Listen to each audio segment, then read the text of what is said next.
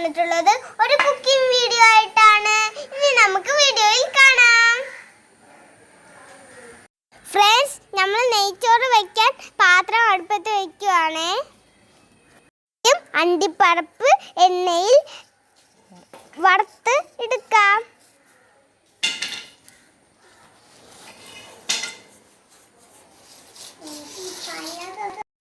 അടുത്തതായി നമുക്ക് മുന്തിരിങ്ങ വഴറ്റിയെടുക്കാം.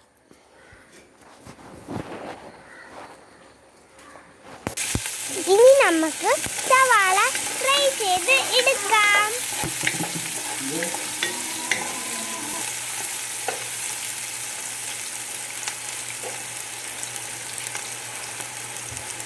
സവാള ബ്രൗൺ നിറമാവുന്ന വരെ വഴറ്റണം.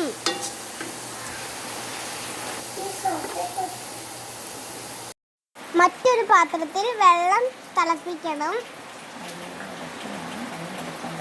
അരിയുടെ ഇരട്ടിയാണ് വെള്ളം എടുക്കേണ്ടത്. ഇനി നമുക്ക് അരി എണ്ണയിൽ വഴറ്റാം. 1 കിലോ ബിരിയാണി അരിയാണ് എടുത്തിട്ടുള്ളത്.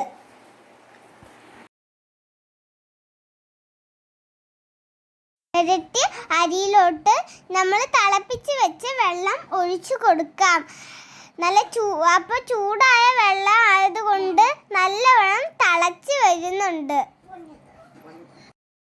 വെള്ളവും അരിയും ഒരേ അളവിൽ വരുമ്പോൾ ഫ്ലെയിം കുറച്ച് വെക്കണേ.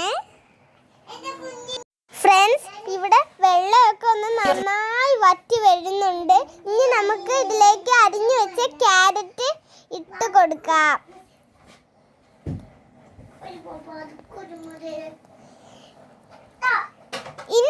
ഇനി നമുക്ക് നന്നായിട്ടൊന്ന് ഇളക്കി കൊടുക്കാം.